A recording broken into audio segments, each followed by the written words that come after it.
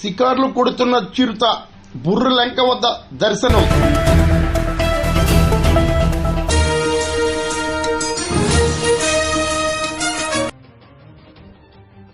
తూర్పు గోదావరి జిల్లా కడియం, రాజమండ్రి పరిసర ప్రాంతాల్లో అలజడి సృష్టిస్తున్న చిరుతను కడియం సమీపంలోని బుర్రలంకలో స్థానికులు గుర్తించారు.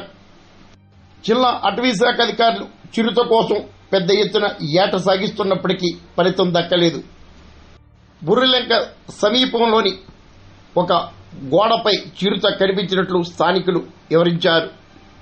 మంగళవారం రాత్రి కడియపూర్ పరిసర ప్రాంతాల నర్సరీ వద్ద ఆచూకీని గుర్తించగా బుధవారం రాత్రి బుర్రలంకలో కనిపించడం మరో విశేషం.